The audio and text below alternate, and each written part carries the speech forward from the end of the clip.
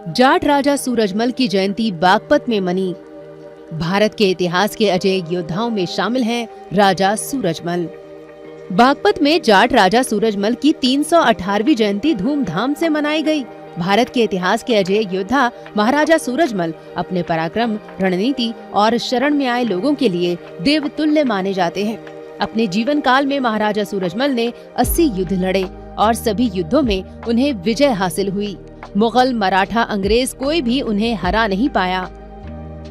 महाराजा सूरजमल जी ने अपनी पूर्ण आहुति देकर के न सिर्फ जाट समाज को अपितु पूरे भारतवर्ष को एक डायरेक्शन दी है, एक दिशा दी है कि किस तरीके से कर्मठता के साथ में, किस तरीके से मेहनत के साथ में आप अपने लक्ष्य की प्राप्ति कर सकते हैं।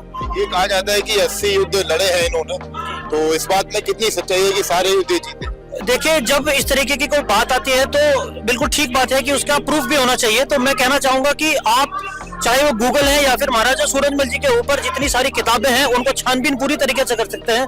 महाराजा सूरजमल एक ऐसे महान योद्धा थे जिन्होंने एक भी युद्ध उन्होंने नहीं हारा है, बल्कि अपने दुश्मनों को उनको हार का मुंह दिखाया है उन्होंने।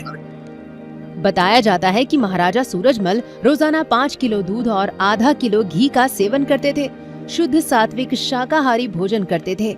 उन्होंने अपने जीवन काल में कभी भी मांसाहार नहीं किया। महाराजा सूरजमल भगवान श्री कृष्ण के परम भक्त थे और अपने राष्ट्र और धर्म को प्राणों से भी ज्यादा प्यार करते थे।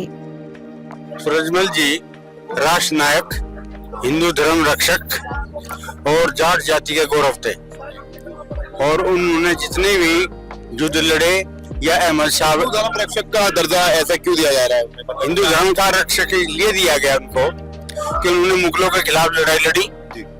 उन्होंने अहमद शाह अब्दाली का विरोध किया और जब अहमद शाह अब्दाली ने भरतपुर की औरतों को कैद कर लिया तो उनको सबको छुड़वाया और अपने यहाँ लाके और अपने सेनापति की देखरेख में उनको पुनः पहुंचवाया मराठों के यहाँ। एक सम्मान जो संस्कृति में है भारत का, वो ये महाराजा सूरजमल जी ने किया। महाराजा सूरजमल का जन्म राजा बदन सिंह की रानी देवकी के गर्भ से 13 फरवरी 1707 को डीग के महलों में हुआ था। महाराजा सूरजमल भरतपुर स्टेट के राजा थे और उनकी राजसत्ता बागपत तक फैली थी।